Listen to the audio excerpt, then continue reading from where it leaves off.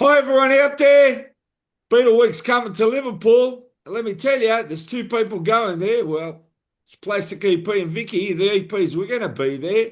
How are you, Nigel? And how are you, David Bedford, coming in from the pool, Liverpool? Well, I'm good. Thanks, Plastic. It's great to see you again after such a long time. Seems like absolute ages, mate. I know you've grown a beard, but let me tell you, we'll see I you. We'll see you had in to do something. Liverpool. We'll see you in Liverpool, won't we? Oh, yeah, definitely. Yeah, Oh, that's yeah, it. it'd be great to see you here on Can't my wait to see turf. you in person. Yeah, brilliant. Be great to have you here. Now, Nigel, we're going to talk about a few things, so just kick it off. Well, nice to know that you still want to know how I am. I mean, you could ask Davey, but you didn't ask me. So I said, "How are you, Plastic?" I'm fine. I How are can you, turn Nigel? this back anyway. I'm worried about you. How are you? How are you, David? You all right, mate? I'm all right, mate. I'm all right. Terrible Well, three. that's What are what we it's like? about. Anybody Yeah, I watching know. this, I just want you to know these guys have got a real great sense of humor. I mean, I know I'm a bit warped, right? But when I'm talking to you guys, it's another level. We've got to keep you Well, on when your you toes, join the, mate. That's it. I've got a very I, sarcastic humor. Seriously, Oh, I'm yeah, just, right. So I you have. have. No, You think so? seriously, I have. I know I have. You know, I'll give you an example. You're going to love this. You know that American TV show, Married with Children? Yeah, You know, the father? yeah. Well, his sense of humour, I relate to it. It's only You a look like TV. him. No, it's the only TV show where whatever he says, I actually get it and I relate to that character. I do. And to me, he's normal. That's the funny part about That it. that that tells every psychiatrist everything we need to know about you. Oh, that's all right. They don't actually know everything What's about me. normal? Normal's boring. Well, that's right. Well, you ah, should you oh, should know, David. You're like a Definitely. schoolboy. I've got a certificate to prove it. no, Hey, I what mean, is also, it?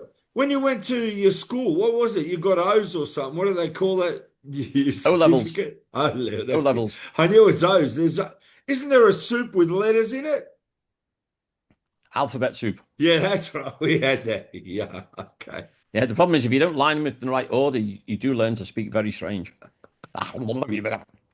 So, I All know, right. bit like Shirley Temple and Animal Crackers. Oh, well, you can't beat the English with Reg Varney and Benny Hill and people like that. And Charlie Drake.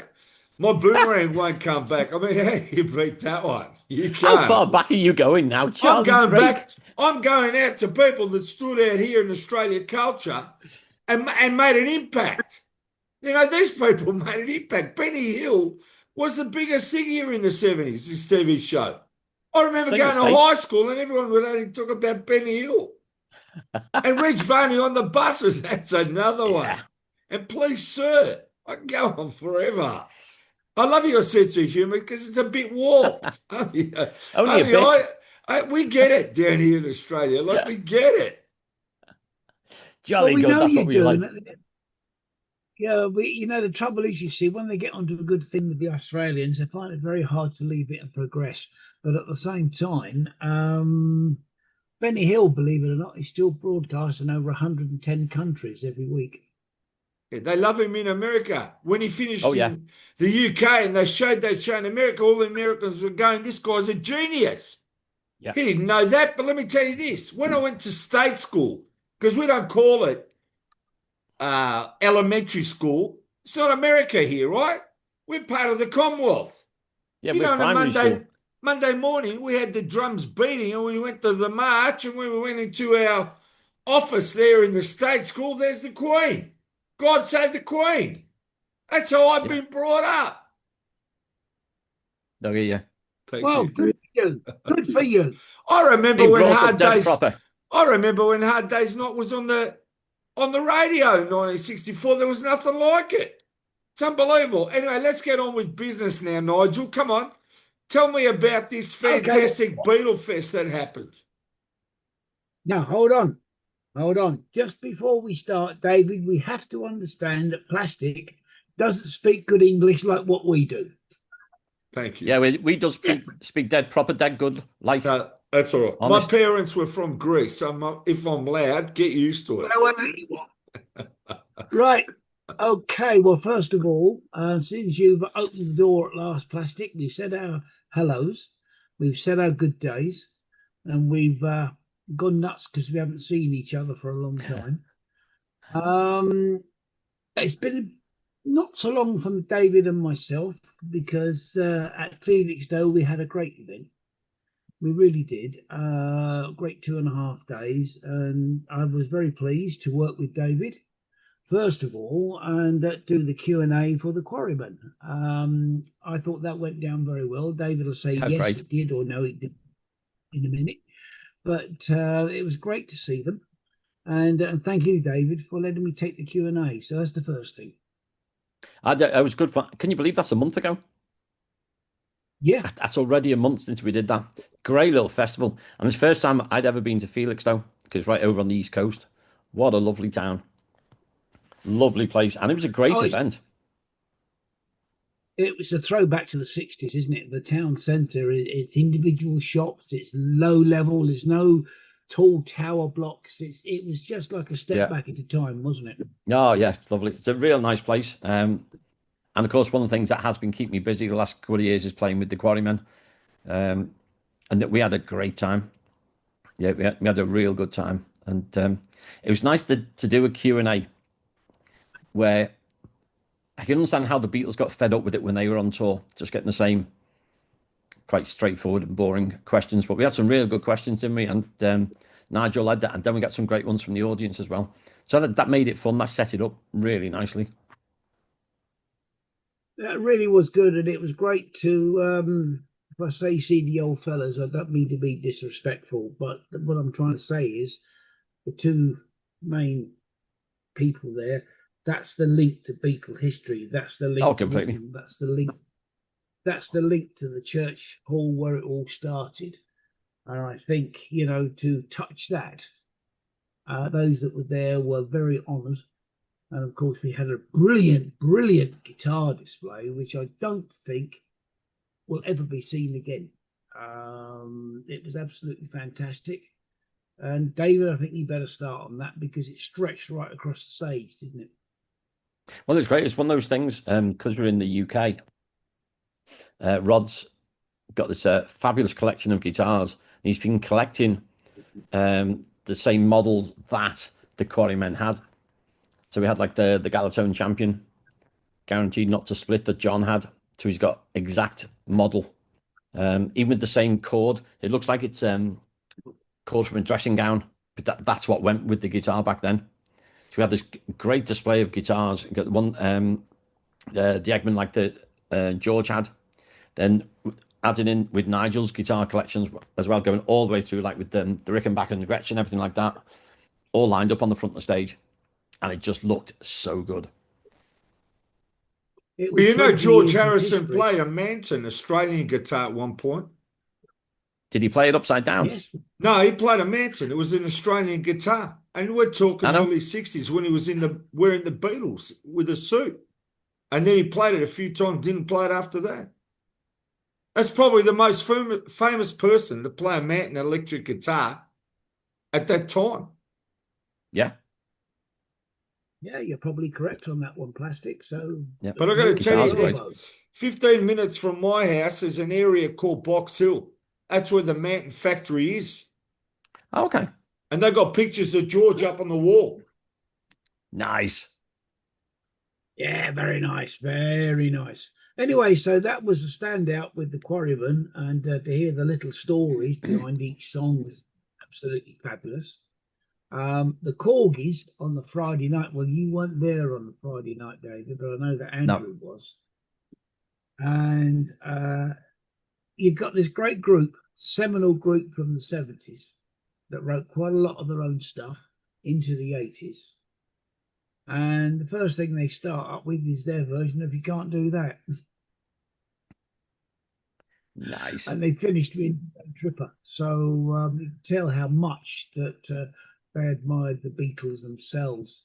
And then they did their songs about the Beatles, and they did If I Can't Have You, they did If It's All Right With You, Baby, Everybody's Got to Learn Sometime. Yeah, they were absolutely fabulous, and meeting them afterwards was superb. Mm. So that was absolutely wonderful. And then Saturday, well, we had Andrew on giving an expose on his book. Excellent book, may I say, on On the the. Applejacks. Well, you finished it for me, but there you go. But no, the facts, the figures, and the attention to detail that he put us through was most enlightening, because this group have never got the attention and the publicity that they should have done. Yep. So that was great. And I know that Andrew enjoyed what I did for Inside Number 3. We'll come to that in a minute. Because also, David, he gave a brief expose about your book, because he's part of it as well. And Yeah. that was interesting. What if, I mean, what if we'd have lost the Battle of Britain? What if we'd lost the World Cup in 1966? All those parameters come into it. But what if two words that could change your whole world mean so much? And sometimes are we so grateful that the what if never became what did? Yeah. I mean, that was the fun of it, why Andrew and I started on this years ago. I first got the idea when I was working on Liverpool, so that's 20 years back, when I found out that the only reason John and Paul get together is through Ivan Vaughan. And because certainly with talking with Rod and with Colin from the Quarrymen, John was known as that Lennon by the parents. They said, don't hang around with that Lennon, he's trouble. And he was that much trouble that Ivan Vaughan's parents wouldn't let him go to the same high school Quarry Bank as John, because he was that much trouble. And so Ivan ends up in the Liverpool Institute and ends up in the same class as Paul. They're born on the same day. Ivan becomes friends with Paul, brings him to meet John. If you don't get Ivan Vaughan, you don't get the Beatles. And that's what starts me on all these moments. So Andrew and I picked out 70 key moments in Beatles history all the way through, and asking what if it had gone a different way. Big ones like, what if they don't meet Brian? Well, they don't get out of Liverpool. Go back further, what if they don't go to Hamburg? If they don't go to Hamburg, that Hamburg's what makes them the band that they became. Would they have done that? What if Decca signed them? They got a record deal, but no George Martin. What if Brian doesn't die in August 67? Do we have the nightmare of Alan Klein happening? Well, there should be no need for him, because Apple would have been well run, because Brian would have been there. So we just picked all these different events, and then based on what we know of Beatles history, we put down, right, this is what did happen, but what if this happened? And then we just put, this is our conclusion. We contend that such and such would have happened. Yeah. I just want to say, what happens if they had Chad Newbury as the bass player? Yeah, because Chaz was offered the job. Yeah. And yeah, he didn't want to do it. Yeah. But what happens if he said, yeah, I'll join the Beatles? Then he's on bass.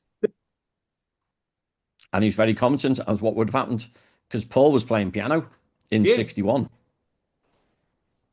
And he was the only one. When Stuart quits, Paul was the only guy who could have taken over on bass. So that's it. The idea is, once you start putting the premise out there, of looking at all these situations, honestly, it's almost like if you write the story of the Beatles with all the coincidences in it, and you presented it as a work of fiction, nobody would believe it. It's too ridiculous. Yeah. There are and what about Johnny Hutchin, whatever his name is, the guy in the Johnny Hutchinson in the gasworks, wasn't it? The bottle works or whatever. That's Tommy Moore. Well, Tommy there's two people that could have ended up being the drummers with the Beatles forever. Yes, no. Norman Chapman. Yeah. Norman Chapman was about to go to Hamburg with them, and the week before gets called up to do national service in the army. Well, which is why Pete Best gets the job. I know, but isn't it funny that the nucleus of the band, even though it had Paul and John, right, that seemed to be the only nucleus, and then you had George come in, right, who was younger, and you weren't even sure if George was going to be accepted by the other two because he was younger. And I'm sure that John thought of him at the start just like he's a kid. Well, that was the problem, because we think he definitely did 2 auditions, possibly more than 2, because George was 14 and John 17. I Yeah, mean, remember going back to those years? I mean, that's a huge age gap. yeah, And John didn't want a kid hanging around, but it's yeah, only because George proved what a great guitarist he was that John let him in the group. But he was still the kid hanging on, hanging around. And yeah, Paul and John always looked down on him. yeah. But I also think there's other factors in there too. Because George's dad was a bus driver. So they get to know Yeah. the bus driver, and that helps, doesn't it? Like, Oh, you it don't know does. what Yeah. influenced or not as they're growing up, because it's the surroundings too that make the band and the people within the community that hold Yep. them together, and circumstances that are outside of the band that holds Yep. them together. I mean, I'm just saying, they went to Hamburg and they came, and what's the name? George was deported, and that could have said, this is enough. We've had enough. Not going anywhere. Definitely. That's one of the things we look at, because Paul's dad made him go and get a job. John came back and didn't tell anybody he was back. George had come back first of all, didn't even know that Paul and Pete had been deported, and then that John had come back. It was only then suddenly they all realise that they're all back. And then it's Mona Best and Alan Williams who get them some gigs over that Christmas of 1960. Because I think in Paul's dad's eyes, the group was finished. Yeah, All right, Paul, you've had some fun. You've gone over there. You've done your thing. yeah. It's not worked out. Go and get a job. And he gets a job. And I also think Mona Best, in my opinion, was a big pivotal influence in the Beatles' management before Brian came along. She had the Absolutely faith right. in him. She was writing letters. She was trying to get publicity for them when no one even knew them. And I mean, Yeah, that's she a got them into the big Cavern. deal. That's a big deal. Yeah, it's huge. Yeah, Mona gets them into the Cavern for the first time. So as you're saying, through most of 61, before Brian comes on the scene, it's Mona, Yeah, assisted by Pete, who are running the Beatles. yeah. Pete always keeps the diary, and he kept that going through into 62. But Yeah. Mona effectively was managing the Beatles for a lot of 61, and Well, deserves the I'm going to credit for give doing you, so. yeah, I'll give you something now. A what if, David? And you know what I'm going to talk about if I say the Liverpool Odeon, etc., etc., and what I showed to you, Yeah, because to many people, the first meeting of John and Paul at that church fete now is been thrown into more than just deep question. And I've got the proof, and you found some proof. I think maybe Plastic should know this so that we can yeah. tell everybody else. They did, as I said to you, meet in February in 1957. And as it's your turf, David, I think you should take over for a bit. So we know that Paul had seen John on the bus. He was aware of him and probably quite wary of him. He'd seen him at the newsagent shop where Paul did a paper round, and that was quite close to Paul's house. So Paul was aware of him.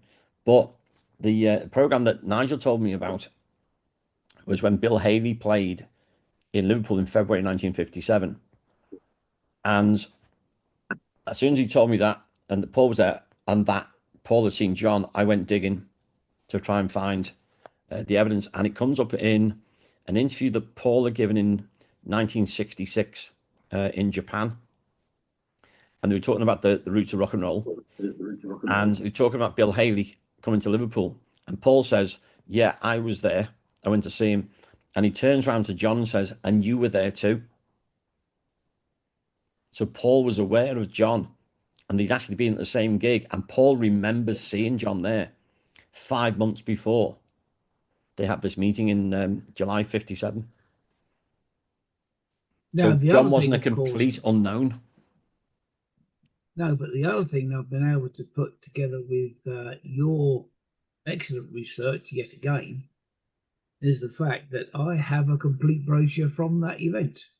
So Yeah. I have a piece of very early and quite irreplaceable Beatles history, because as you know, and I've given you a copy, I've actually got the ticket stub of that actually went to Liverpool on that date in February 1957 and I do have the complete brochure. As you know, I've signed with the front cover, Yeah. and it is slated to one of the next books that I've got. But so I do have irrefutable evidence to back that claim that yes, they were there, because I've got the brochure, I've got the ticket stub, the date is clearly stamped on the ticket stub, Yeah. the venue ticket stub, and the seat number is G14, which was the person that sat there. So before even my auntie got involved, there is a big what if. What if that had never happened? Just go back to that is the real core, even going back a bit further, if those two hadn't have met, because they did acknowledge each other, that we do know, on that date, that is the big what if, isn't it? What if that never happened? What if it couldn't have happened? What if Bill Haley wasn't there? You can take it back, but I think that's a pretty important if. And I'm so pleased that obviously that I've got the brochure in my collection, because there cannot be many of those around anywhere. I just want to say with the Beatles story, right? Let's look at it this way. They went to America and they made it big. You get the Dell comic, which I got #1, right? It's a #1 comic, came out, the Beatles story, right? And I've got the export edition. That's one of the rarest Beatle comics you can get in the world, and I happen to have a copy because it was exported from America to the UK, not sold the 35-cent version in the States. Anyway, you got to understand, with the Beatles at this time in '64, when they hit it big, of course they're going to put out the story of the Beatles like, it's all family, everyone's lovely, we're the sugar-coated version, like this and that. But in real life, the Beatles came up through the roughest parts and the roughest clubs and the roughest, you go to Hamburg and sailors are killing themselves and breaking glasses over their heads. And like these guys have been through it all. And I'm talking like men or boys going through like life's lessons. It's not absolutely. You haven't got the sugar-coated Beatles before. But then Brian puts them in suits. And then, as you know, John used to rebel and have his little button open, and Paul used to go and button that up for him. I mean, they're two versions. And of course, in the American public, we're the sugar-coated Beatles. You love us. Everybody loves it. Of course. It's like when you hit the big time and you're making it, what version are you going to be? We're the ones from Hamburg, or this is us? Because even the sugar-coated Beatles, that's what the world wanted, and that's what the world got. Yeah, I call it the mop tops, the cuddly mop top Disney fairy tale. Yep. And if you want that version, it's all, as you say, it's all sweet and lovely. Yeah, that's and right. They were the only 4 people involved, but there were so many people involved beforehand. I mean, this week I've got a group over from America, got 35 of them, and just started today. So I've literally just come from St. Peter's Church Hall, where I've been with them and shown them where John and Paul met. And Nigel, I told them about the Bill Haley things, and they were stunned. Okay, so they're the first group I've told about it, and they were amazed. And then at the weekend... I hope you told them before you continue that I have a brochure from that event, because that really does cement the whole piece together, because having that brochure complete, that's the point. And did you know that the support at that concert was the Eric Winston Orchestra? Eric Winston. They were. So Winston was there? Yes, they were. Yes. Yeah, but you know what you can do? You can photocopy that brochure and give it out to people. That's a great idea for tours and that. There's something that I was going to talk to David about, but it's the fact of having it with the ticket stub. Yeah. And I know that it's exceedingly rare. Now, all this, it does help. So thank you for letting me know that, David.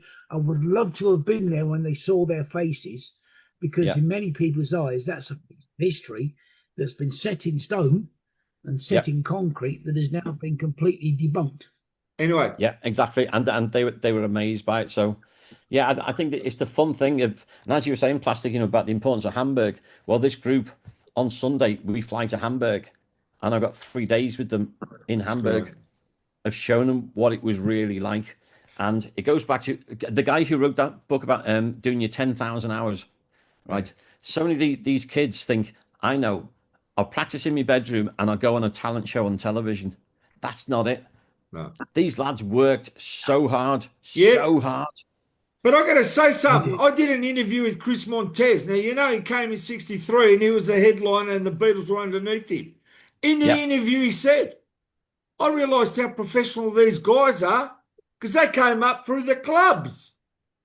exactly. And I know what he's inferring, not just like, little parties. These guys came up through rough clubs, rough Yeah, crowds. yeah, That definitely. And that's Hamburg, that's yeah, the Beatles, like you got yeah, two different versions of the Beatles. You yeah. really And I have. prefer the real one. Yeah, And the well, real one where they're the I, playing real in one. these clubs. That's The the heart real of one. the Reaper Barn in Hamburg, which is like the vice capital of Europe.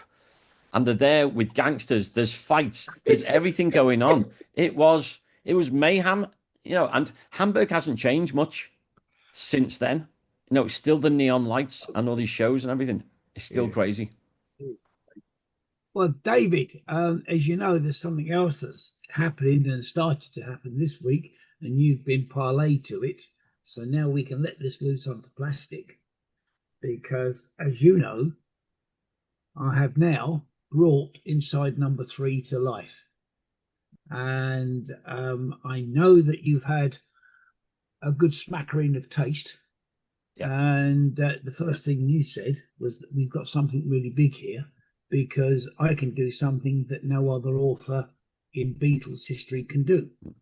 And I have to say that we've done it. So, once again, as you've got the one and only outside copy at the moment, David, I think once again, you'd better explain to Plastic what I mean, what you mean, what we mean, and what we hopefully intend to do with this because we aired this at the Felixstowe yeah. event. And I think even what you saw this week or late last week absolutely floored you. And don't forget, you've only seen half of what we've got. So, David, once again, over Yeah. to you. Well, you know that Nigel's got his book Inside Number Three, yep, Story of Apple Records. And just from that book, just from reading that, I learned a lot. But of getting to know Nigel now over the last couple of years, he keeps coming up with stories which I've never heard of. I've yep, never heard from anywhere else. yep, And now he's put together this visual presentation.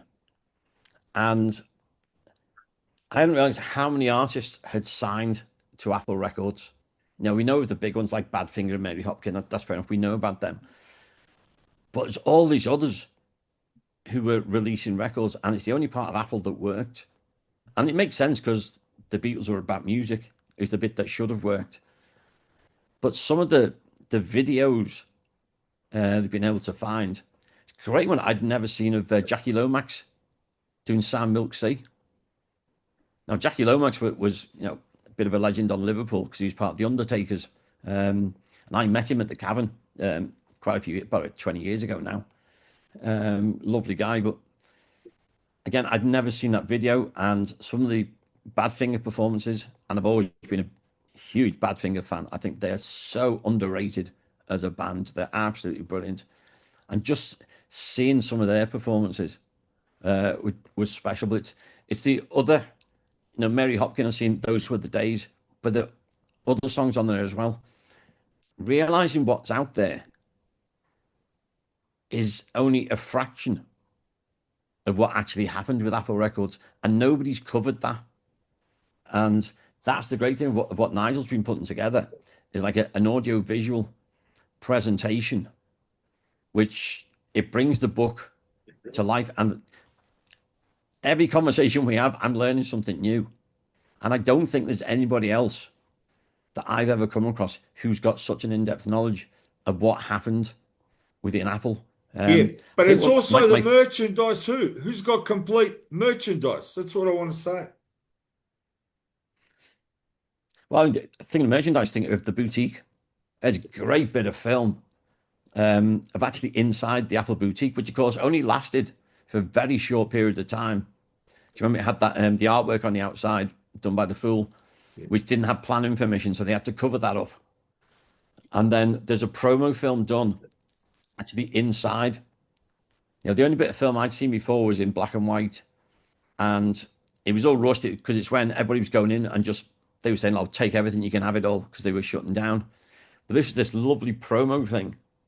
We've done a lot of great actresses, Maggie Smith in there, who sadly not long died, and it's just in full color as well.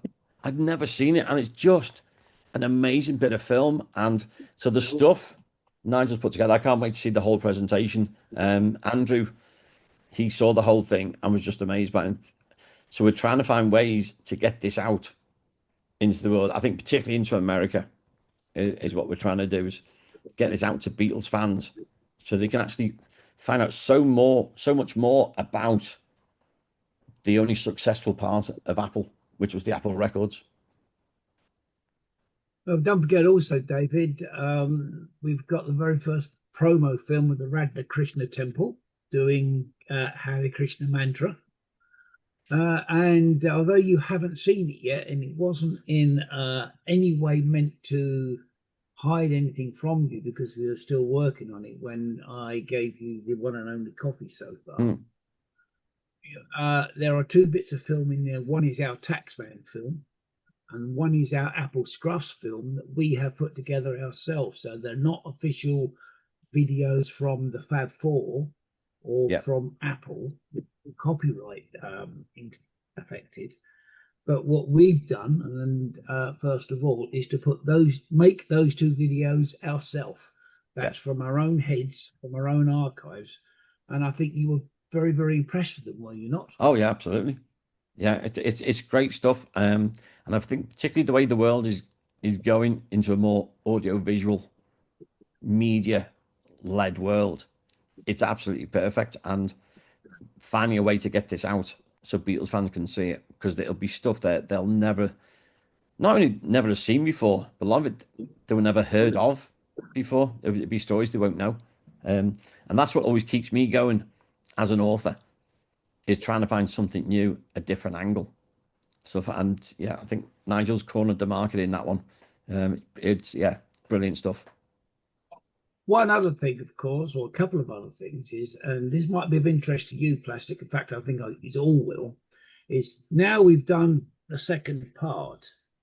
I can now tell you, David, that we have finished cleaning a piece of film which seriously is quite remarkable. It is quite remarkable. And I think it's going to change the thoughts of quite a few people that you know. I have on now our presentation a piece of film shot in the Apple studio in the basement. Playing on that film live, first of all, is Mark Bolan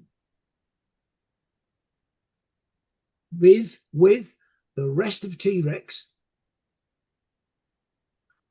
On piano is Elton John, drumming with Ringo Starr, and they're doing Children of the Revolution. Brilliant. And the quality is absolutely superb, and that comes straight after a 3.5-minute power version of Tutti Frutti. So that piece of film has never been seen. If it has, it hasn't been seen since 1971 when it was done. Yeah. Now that's also in the presentation, along with a rare film of the Ivies sitting on the railings at Piccadilly Circus doing Maybe Tomorrow for Italian television. It was never issued over here. Never issued. And although the film is in black and white, we've actually got the film, we've cleaned it, And although it's black and white, the quality is absolutely superb. And there they are sitting on the railings outside Piccadilly Circus. All the lights are going around it, flashing and twirling and all this. And there is the song Maybe Tomorrow that was done for Italian television. Now, I doubt very much whether people even know that film exists. No, I wouldn't have thought so. We now have it locked, or I have it locked away in my archives. And we have it for Inside Number 3.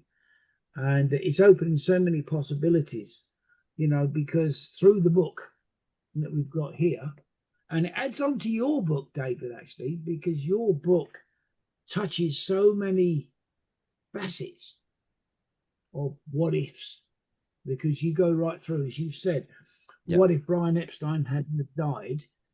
Apple would have been run entirely differently. They may have still had the foundation for the arts. They may still have had Apple Electronics. I'm going to stop there. Apple hairdressing, tailoring, Apple retail, Apple books, Apple records. That may still well have happened, but it would have happened in a far more cohesive and integrated way instead of how it was done with having Apple Electronics at Boston Place and Magic Alex being given free rein instead of being structured. And did you know, as I said, maybe Plastic doesn't either, that John and Paul actually met Dr. Beechin, who was the head of ICI. And he was going to take and run Apple himself and make Apple part of the ICI franchise group of companies. That was the original plan. And it was the arrival of Alan Klein that put the boot to that. And an interesting one for another what if, which ties in nicely with that, is one that we looked at is what if Paul doesn't meet Linda? Because of course Paul gets together a man. Yeah. Well, yeah, but you know, with Paul and Linda, when Alan Klein's come in and John's head's been turned and he convinces George and Ringo, well, Paul's opposition is because of Linda's father and Linda's brother, the Eastmans, who are very experienced entertainment lawyers. And so Paul wants them. So Paul doesn't meet Linda. Who's Paul then going to side with? There's nobody else around. Klein then would have been the only one, apart from, as you say, from your man at ICI. There weren't many other options, but the main thing that sort of tears the Beatles apart is Klein coming in and Paul having opposition, and hindsight proves him right. Klein coming in and Paul saying, no, I trust my father-in-law and my brother-in-law. Well, we could talk about this all day, because what about that scene in the Get Back situation where Paul said recently that he wished he'd have been there when John told George and Ringo, look, this band's here forever. You've got to get your solo stuff out. You've got to get it out there as yourself, because you're holding yourself back. Now, Paul had gone for a break, and it wasn't until the whole film was reworked, redone and put into the Get Back sessions that Paul even knew that that conversation had ever happened. I know Paul has said, I wish to God I'd have been in that conversation or heard it. I would have understood an awful lot more. I get the feeling that Paul would have ridden the rough times to keep the band together so they could do a solo and do it together. I get that impression. And what if that had happened? And there's another little what if that comes out of this whole Apple mess, because it was a mess. And I'm not being disrespectful to the Fab Four. They didn't have the business acumen. No. They didn't have the acumen. But just imagine a minute, because I know that whatever book you write of Apple, The Longest Cocktail Party, Apple to the Core, whatever you like, which I've got, Dr. Beechin appears in there. Now, for those that don't know, Dr. Beechin was the one-time head of British Rail who axed all the branch lines. Yeah. But the formula was that we concentrate on the core part that is making British Rail at the time, in 1962-63, the money, which was rail freight, intercity, and the Red Star Postal Service that they were running at the time. Now, he wanted to concentrate on those things. It didn't mean to say that he wanted to decimate British Rail completely, and he didn't want to close it down, but he wanted to offer his services and concentrate on those. Now, just imagine if he'd have gone to Apple and said, right, lads, it's records and nothing else. Yeah. Stick to the music. Records and nothing else. Stick to the music. Now, what a thought that would have been. It's an amazing thought. And I balance that with what I've done is with the fact, David, that you've done your book. I think the What If opens so many avenues and alleyways. I think that is the best way to put it. That because the Beatles were so big, and maybe plastic should come in on here, they did change the world. So what if none of this had happened? Where hell would the world be? I just want to say this about the Beatles, all right? You have your views, you have your views. On this part of the world, I know basically growing up, I was too young for the Beatles in 64. I'm 6 years old. So I've got a different view. Yeah. And I say to everybody, I grew up with the Monkees. I can't help it. I'm 8, 9 years old. I didn't understand music in 64 when they're here singing. They were, yeah. You watch the TV, it was black and white. Too young to know what's going on. So is it my fault that between the ages of 8 and 9, the Monkees are the biggest thing in the world and I'm watching a TV show? And that's what I understand. And then we get brilliant. And then we get the Beatle cartoons. But I say this, David, and what I say is correct. No matter what generation you are, like I'm not the 64 generation. I'm the 67 generation, right? The Monkees were shown on television in July of 1967, and I just turned 9 years old because my birthday's on the 9th. So that's where I am. But my sister grew up with ABBA. My brother grew up with Michael Jackson. But doesn't matter where you start in this world, you all end up with the Beatles. And that is a fact. Music takes you here to understand what it is when you come into music, the age that you sort of understand it, but then you want to know more about music and you discover music and all roads lead to the Beatles. That's just how it is. Now, the other thing I want to say about the Beatles is you got to understand that as we were talking earlier, these are men.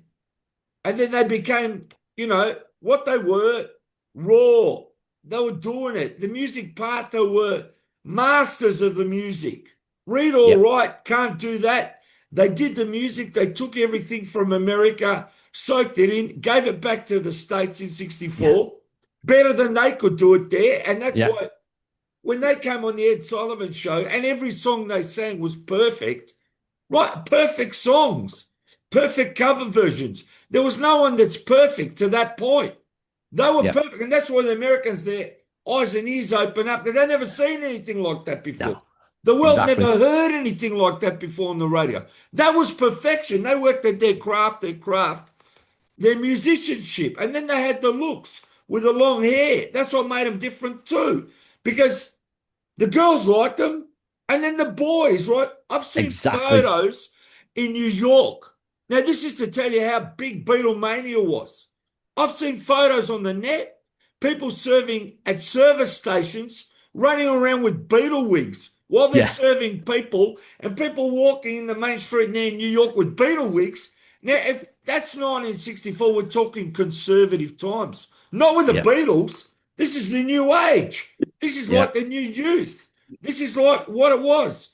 So you got to understand, when you go like, you got the raw Beatles, that's men being men. And they've projected the musicianship. The musicianship never left them. Because they worked at it till they had it perfected. And they never stopped doing what? So they've already got the musicianship, no matter what the image is, right? Yeah. So as they grew up, and the span of the Beatles is something like 10 years professionally, right? When you get to like 1970, do you think they're not sick of each other?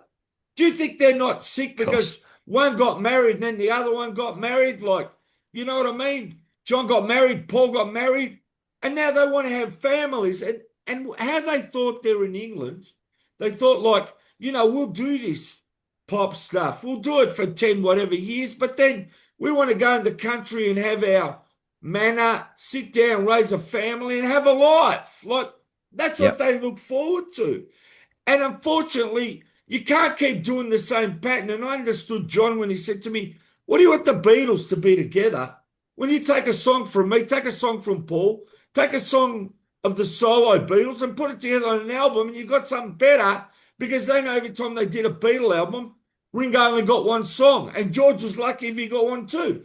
I don't blame George for breaking away from the Beatles No. and saying, I'm free, and then he released all his masterpiece songs.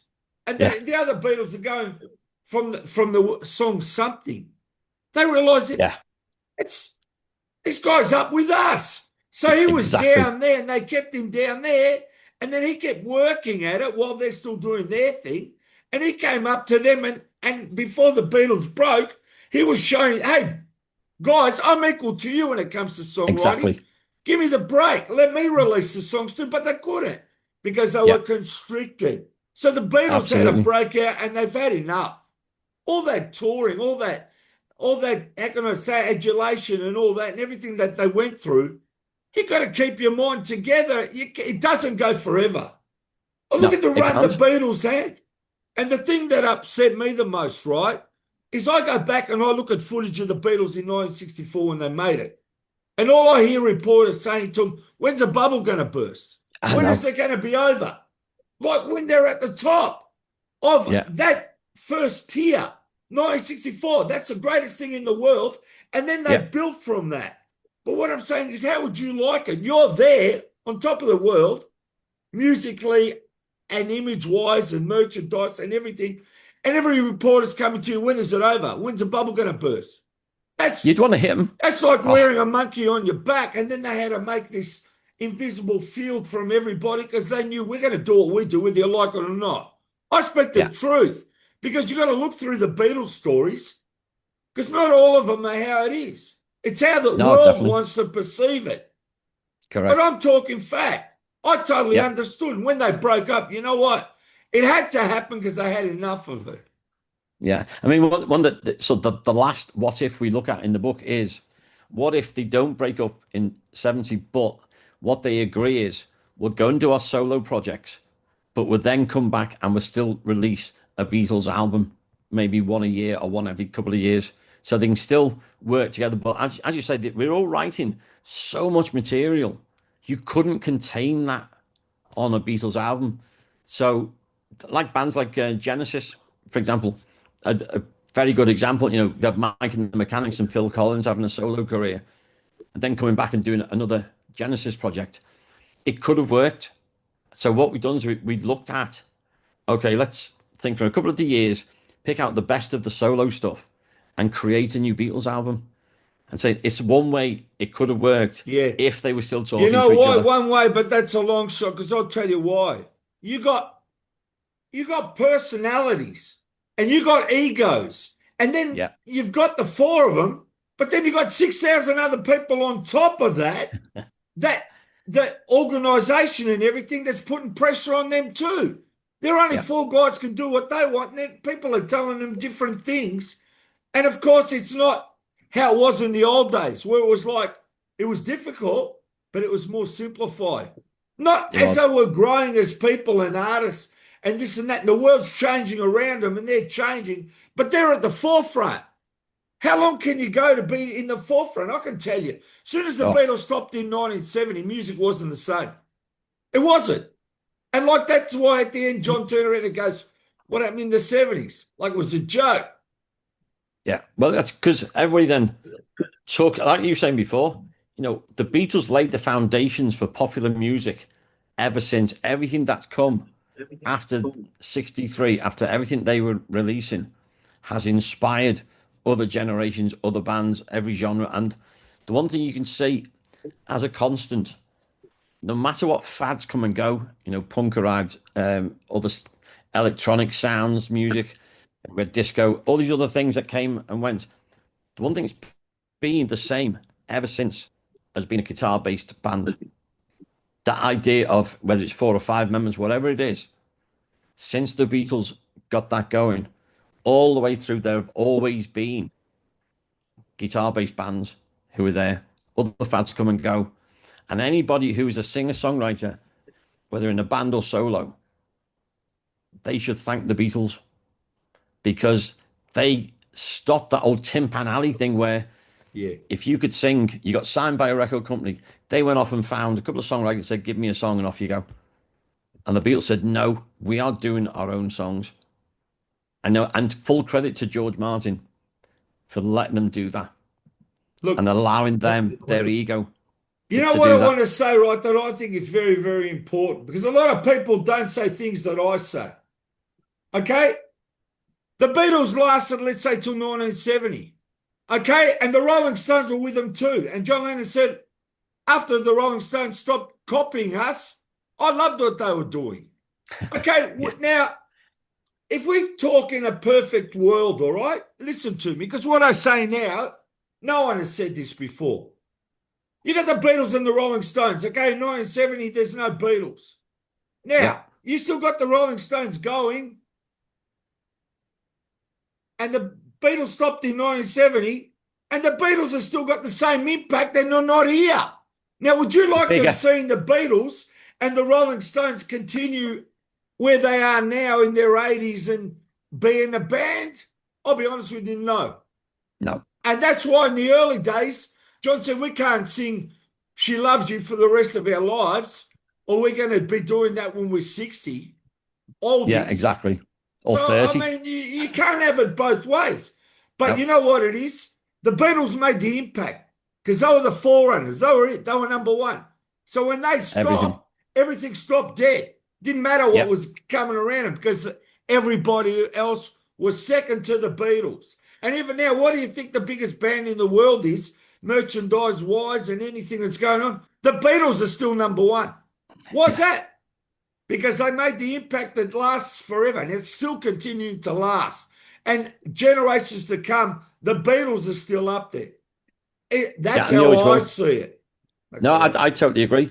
And it's the reason why we're still talking about Beethoven and Tchaikovsky, etc., is because their music was so good. That's why the Beatles were endured. The legacy. If you think about it, as a top group, they only toured for 3 years, 63 to 66. That's all.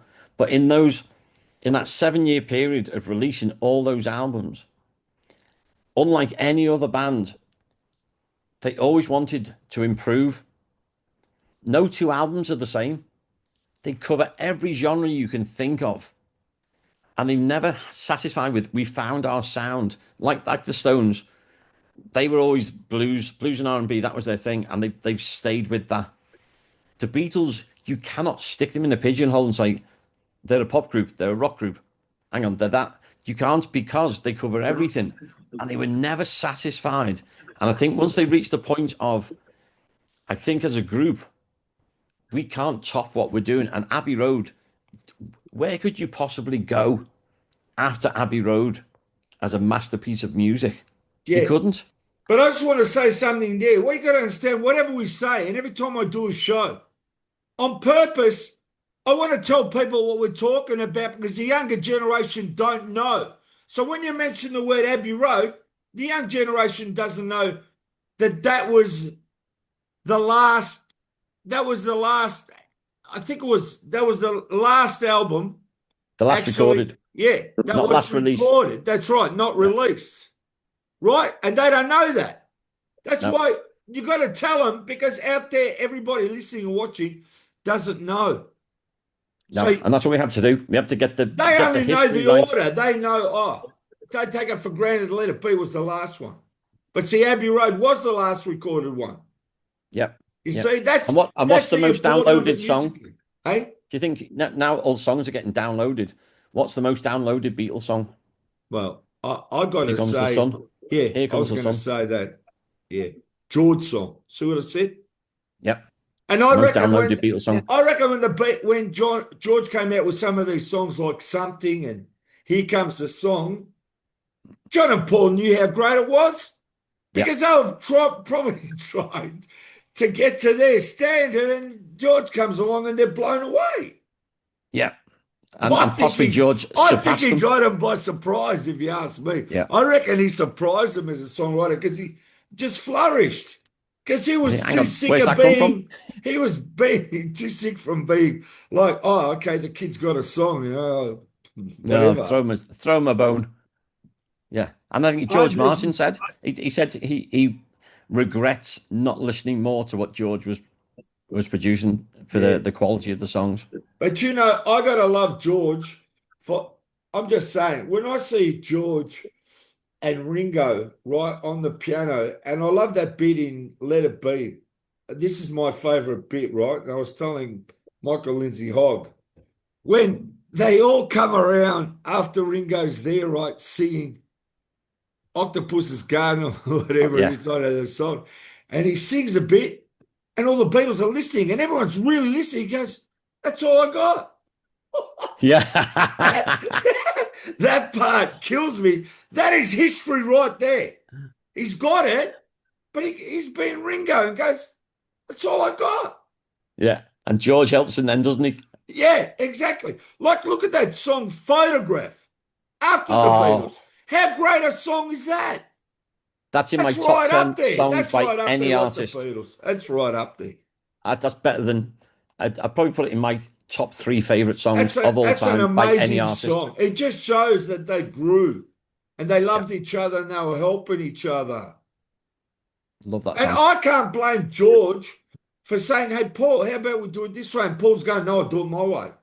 Because Yeah, Paul's listening what's in his head. Like when George does it, he wants to do it his way. I can appreciate that. Why would you put yeah, a guitar when he wants piano, Paul? Do you know what I mean? It's like, I totally get it. yeah. I felt sorry for George because, I do. Yeah, he wasn't John and he wasn't Paul, but he was George. And then he was portrayed at the start as the quiet one. But he wasn't the quiet one. I'm sure he told them where to go. oh yeah. See you around the clubs. Well, I'm going to say something here because I've listened with great interest to what you've said, and I'll give you 3 or 4 statements that probably put together would paraphrase and put all this into a juxtaposition. First of all, I have an interview, I think it was for ITV, may have been the BBC, where the interviewer says to John, this is twist and shout period. How long do you think you can last? Bearing in mind the turnover in pop music, the interviewer actually did paraphrase it very well. John Lennon looks at him straight and says, "We'll be here for 10 years and then we'll do other things. But we're no flash in the pan. We will be here for 10 years." People don't realise that, obviously we do now, how true that statement was. Yep. Yep. Because they were, if you look at it, 61 to 71, you can take it whichever way you like. That is the first statement that is true. Just to Lennon finish said, off on that, I like Ringo when he goes, "What are you going to do when this is all over?" And he goes, "I'm just going to open a string of hairdressing salons." Yeah, well, that's right. He was the one that put the Apple hairdresser in. That's something you may never know. Secondly, after they did Abbey Road, they'd had the big row in the Get Back sessions. I'm sure you know, and I know you do, David, that another album was planned. Yep. And they did have a meeting at Apple in September, which was after Abbey Road was issued, or just about, where they'd agreed to do a double album.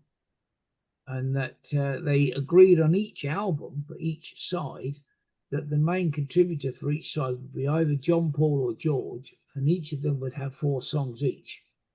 And then the rest would chip in, making a track listing of each side of 7 or 8 songs. And they even said, and I've actually heard it on tape, that John said Ringo can have 2 or 3 because he's actually writing now some pretty good stuff. That brings me on to Photograph and everything else. So there is that statement there that there was another album planned in 1970, and I would say 71, because they had to get through Let It Be and all the peripherals. into major arguments. So that was coming up into there with Alan Klein, Around the Sea. So Yeah. there's the second statement. Now, the third statement comes down into the fact that when Lennon was giving an interview in 1969, the interviewer said to John, "What's coming now?" So John said back, and I've got it on tape, "Well, we've had the swinging 60s. We're now going to get the confused 70s. Yeah. Now, when you look at that statement, Oh, yeah. how right was he? We've had the swinging 60s. We're now going to have the confused 70s. Oh, it's completely Now right. It was mad. and that was when there was still a group, before any statements had been said, done, and Yeah. put out that we are known. So, bearing in mind what you've both just correctly said, I'll add one other thing to it, is the fact that the Beatles, as you said, David, covered everything. And yet, in a way, if I say it in a very, very nice way, they left everything unfinished. Because although John said in 1963, we're not going to be singing She Loves You and all those kind of songs at 60, here is Paul McCartney at 80, and he's doing exactly that. Yeah. He is doing exactly that. So therefore, he has realised, as I'm sure Ringo has, because the other two are not here, as we know, that Beatle music, the early stuff, has endured. It still turns over the heart, turns over the souls and minds of youngsters as well as old ones in this world today. And I think, as you just said it, yes, they split, but they had to split. Maybe they would have got together again with or without Bill Sargent. That's another story. But the point is that let's be grateful, as Dr. Zeus said. Instead of whining that we've lost it, let's smile and be happy that we had it. Because what if it hadn't have happened? My God, this world would have been an absolute bloody mess. Worse than what it is now. Now, gentlemen, we're going to That's have all to I'm leave it there. And what we're going to do is we're going to tie it up. If you want to talk about your latest book there, David, and if you want to talk about the Beetle store, and Nigel, if you just want to say about your latest projects, and we're going to wrap it up, everyone. Okay, great. Well, thanks, Plastic. It's been great to see you again. I'm looking forward to seeing you in Liverpool as well. If you want to find out more about The Beatles What If, the latest book, there's the website, thebeatleswhatif.com. For all the Beatles books, we've got so many authors, including Nigel's and mine, and this amazing blog that John Bazzini does. And we get 3 posts a week. He's got the biggest collection of Beatles books in the world. The stuff he shares is just mind-blowing. It's free to join. Just go to BeatlesBookstore.com and you can find out all the books there. You get signed books, you can contact the authors direct, but you then get John Bazzini's blog 3 times a week. His collection is phenomenal, and I can guarantee you will learn something every single week. If you want to know more about me as well, just davidabedford.com. So that's me. Nigel. Oh, not quite. Thank you very much for letting me in, sir. But but no, seriously. I would like to talk to you as soon as you can after this event, please, because something's hit my mind, and while it's hot, I think you should be party to it. But I really, when I set up and did this inside number 3, I really wanted right from the very start to take a different angle. Because, as you say, David, and you, Plastic, as well, whether it's the Beatles or the Monkeys, when an author writes a book, it becomes pages and pages of prose, facts, figures, with humour, history, and everything else. But I think you will agree, David, that nobody can ever bring the book alive. Because I took my approach in showing 10 or 15%, remember that figure, David, 10 or 15% of what I have in my archives, it's truth, it's fact. Those products speak for themselves. Now, you've already said it, that I have now brought the book alive, which is what I wanted to do 2 years ago. I've now got the vehicle to bring it alive. And not just bring it alive, it is alive. It's now a living, breathing thing. And yes, I have a website for the book, which is www.insideandoutside3.com. But I want to take it a stage further. And that's what I want to talk to you about, David. But what I've done is, I believe I have done something that no other author has done or could possibly ever do, because I centered on my collection, on my archives.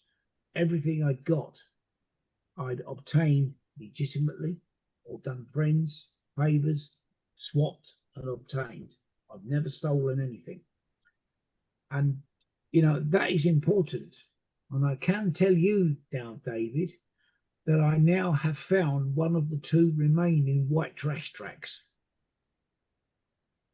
because they did 6. I've got Road to Nowhere and Delusions.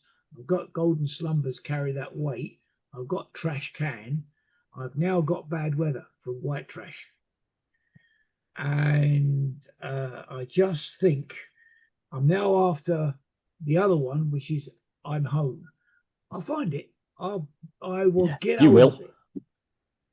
of it. But I've got it, and it's not a bad track. It's not a bad track at all. I've heard it a couple of times. It's called Bad Weather.